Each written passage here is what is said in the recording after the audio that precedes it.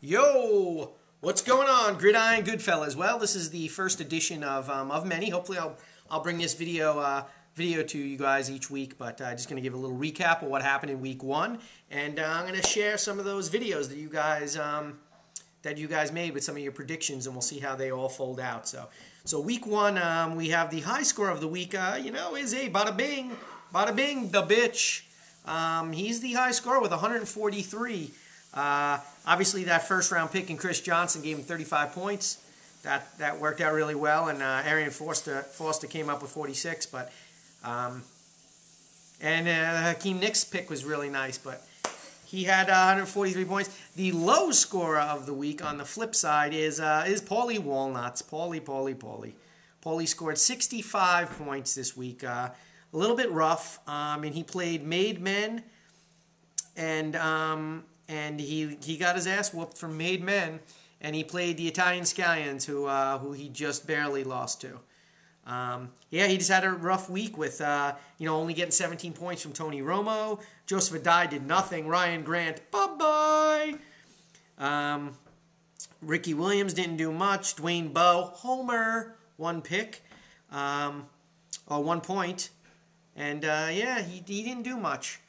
Let's say his opponent Made Men, 124 points. Had a solid showing from his #1 pick in Peyton Manning, but Ahmad Bradshaw did well for him, and Roddy White. But he had an overall good showing, and he did win that battle, and he also won his second matchup against Funny Ha Ha. Funny Ha Ha came in with 110 points, and he lost the Made Men's with his first matchup, but he lost his second matchup, too, with 119 points. Now, that's a bit sad, I got to say. For 110 points is solid showing. And to lose both battles, he just went up against the wrong opponent there.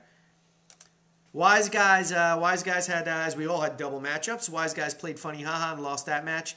And, he won that match, I'm sorry. And he put an ass whooping on Witness Protection.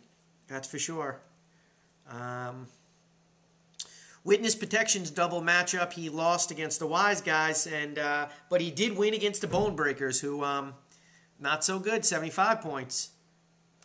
So, Bone Breakers, let's see, Bone Breakers played the defending Gridiron Goodfellas champion, Steve Warner, the Fugazis, and he lost that matchup as well, so he's a OFA.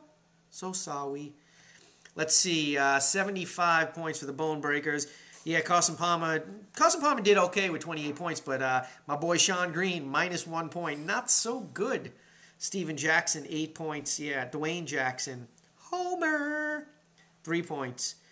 Brandon Marshall, 5. Yeah, that's a rough showing. Although Fugazis did win that battle, 86 points is not the best showing from the defending champ, who actually made fun of my draft, but... let's see how he did against his other matchup. Oh, wait, that was me, and he lost. And who do we have left? We have the Guinea Pig. Guinea Pig played the Italian Scallions, and he barely won that game. 3 points he won by. So basically, his Brent Selleck tight end pickup was the winner there. But he had a solid showing from Brady, and Benson didn't do much for him. Javad Best did real well, 15 points. MJD did good, 10.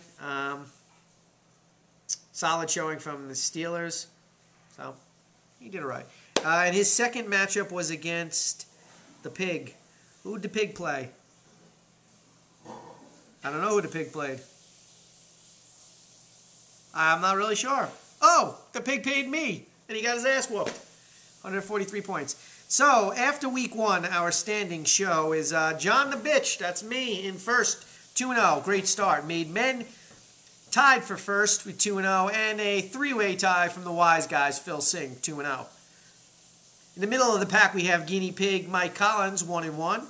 Italian Scallion, 1-1. The Fugazis, 1-1. And Witness Protection, 1-1. And bringing it up the rear, no pun intended, Paulie and the Walnuts, and Preston, the Bone Breakers. That's about all I have for you guys, and I'm just going to share the video this week. We're going to do the defending champ, Steve Warner, the Fugazis. Enjoy. All right, Steve Warner with the owner of the Fugazis.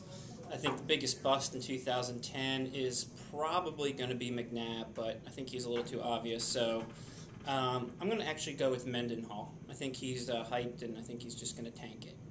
I think the biggest surprise of 2010, fantasy-wise, is probably going to be Jamal Charles. Is I think he's going to be one of the top 2 guys in the league, but I think the biggest surprise is actually probably going to be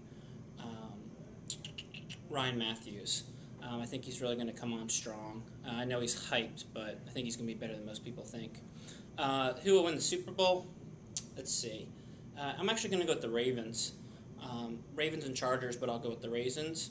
Have ever won Golden Jack? Yeah, actually, Golden Jack will be available for my house today as the defending champion of the league. Pretty psyched about that.